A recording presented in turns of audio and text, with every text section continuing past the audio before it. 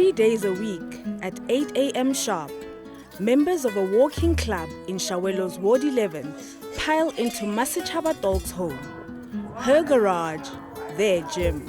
I am 68 years, but I can do everything. There's a 74 here, 79, and also 94 years. And we do the same. There's no, that one is 80, she cannot do, If we say up, they do up. If we say down, they do down.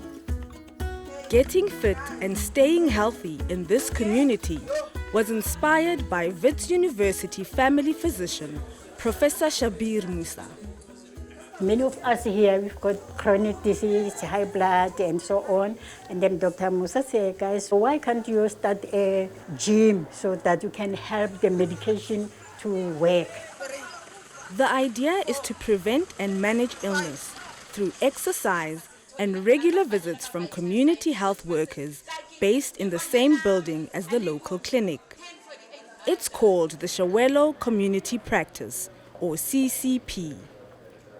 Essentially, we said from here, we are going to pretend and create a practice of NHI for this community. But we told everybody, 2014, don't bother to go to the clinic, the CHC that's around us. The NHI is here already. Come here, you are now allocated to us.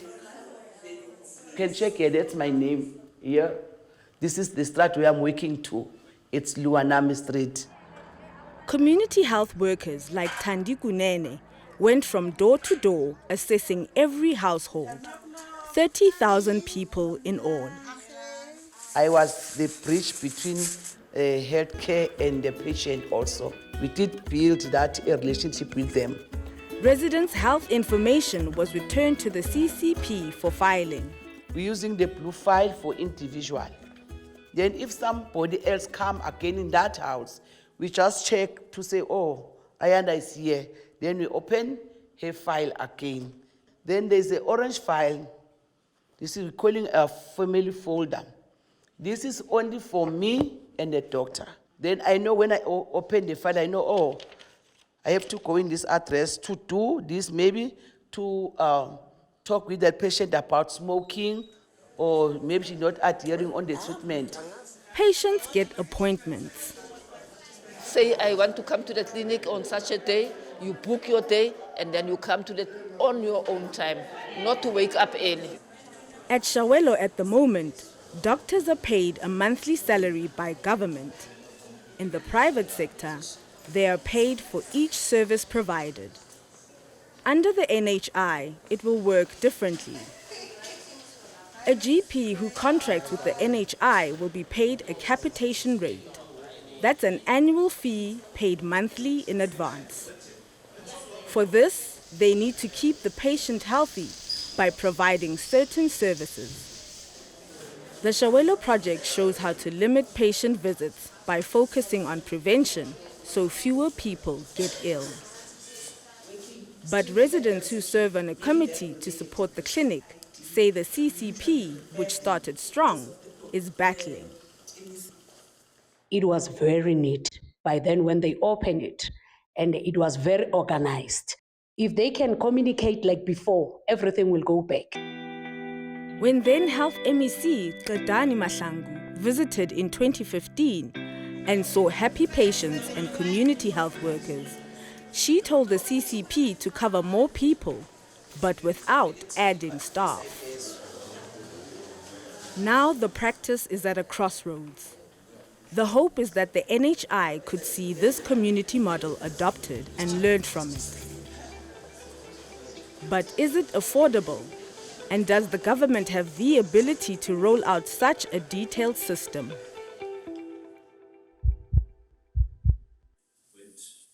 With me in the studio is the brain behind the Chiawelo Community Practice, Professor Chiawelo Moosa from Wits University. Prof, why did you start the project and when?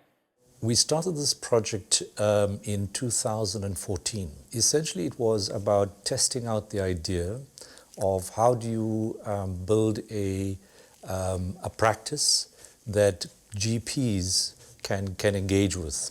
Remember that the NHI all the way in 2007 talked about the NHI being created to not only contract differently with public service clinics, but also bring GPs and other private providers into the public service by contracting with them, using a system called capitation, where people enroll into a practice saying, listen, I want to belong to that doctor, and then cared for by that doctor or team. So I did some research around it with GPs across the country.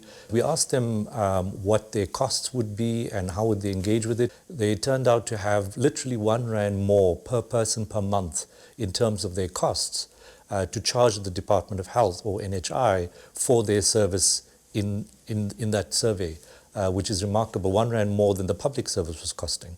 And what we found is that with that system, given their current practice, that they would earn 30% more. The payment is actually creating the right incentive. I need to prevent. And that's a very critical cost driver, because the fewer people I see in the clinic and the healthier they are, the more I save money, which means that I'm getting a fixed amount to be looking after people. The healthier I keep them, the happier I am. The primary prevention is about Mr. Dlamini is not sick, but he is overweight. That is a risk. He hasn't got diabetes or obesity yet, but he's at risk. So we need to educate him, and that's what we do, both in the clinic but also in the community. And a lot of the times, because we are dealing with patients, we try and link them up with the community health worker to say, Thandi, we'll visit you at your home to do this much more extensively, but please, you need to think about your diet. How many daily visits do your community health workers do? They're doing what the public service is doing, which is 6 visits per community health worker, but it's nowhere near the kind of quality that I expect, and I think is what's possible in the future. If the NHI is going to be rolled out with community health workers who only do 6 visits a day and who are not necessarily trained all in the same way, how do we get around that? Instead of making community health workers employed by the state, the contracted party, a private provider, needs to manage the community health workers and then pay what they need to achieve the outcomes. So what are the lessons that the NHI can learn from Chiawelo? Because Chiawelo is also going to be an area in which the NHI is initially, at least the primary health contracting units will be tried out there very soon, I believe. The value is that because of the CCP work, we've got a huge engagement with the private providers as well as with the community. So that's a very useful platform, and we've got a ready-made example. So I've got lots of time and experience in that place, so it's been helpful. But in terms of the NHI readiness, there is simply to get the public service ready by having all their clinics up to scratch, which is a big question, whether that scratch means anything.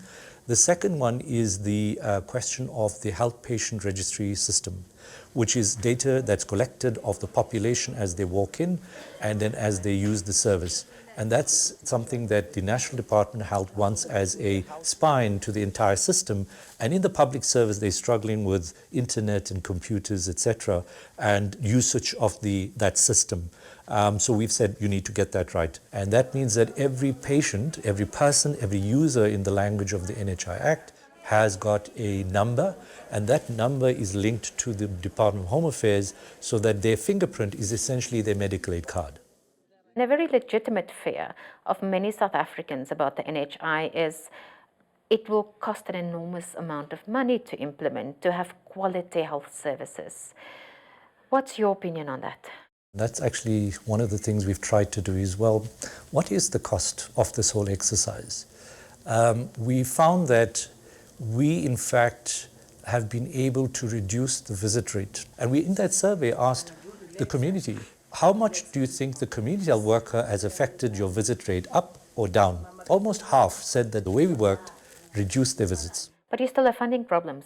Well, I have funding problems largely because the public service itself functions in this way where nobody really has the money. It's all higher up. And those higher ups seem not to think that's important, that this project doesn't mean. In fact, in the district of Johannesburg, I don't know of any manager except one in the sub-district that's visited the place after 10 years. I, at the moment, have tried to, using the budgets available to me, to try and get a simple thing like filing to support that place, and it's just impossibility because systems in the public service are just so bureaucratized, that it's just so impossible to get simple things. If it's difficult to get a file in the public system, do you think it's ready for the NHI? Well, as I say, remember the NHI is not just about the public service. So to me, the public service is going to have to play catch up. And that's the idea. Remember, what drives the world is money. And that's what the NHI is. It's a financing system to change the way money drives health delivery, health service. It's saying, principally, that we're going to take money, put it together in one pool. And from there, we're going to risk adjust for all the population of South Africa. It's about saying a budget is attached to every person. You, me, everyone in this country has a budget. When I walk into that clinic, that person knows that I've got a little, dollar sign in my head, and if they don't look after me, I'm going to walk elsewhere. And that's the strategicness of it. And remember that all I need is my fingerprint, no other complication, go to an enrolled provider. He then puts me on a system that is linked up DHA to confirm. Then NHI pays me in my account, and I see the money, and I have to see the patients. I have to make people healthier. I can deny care, but if they've got a hotline, they can complain, and I can lose the patient. So I might as well do what needs to be done, keep you healthy. Chiawelo Moosa, thanks very much for sharing your time and insights. Thank you.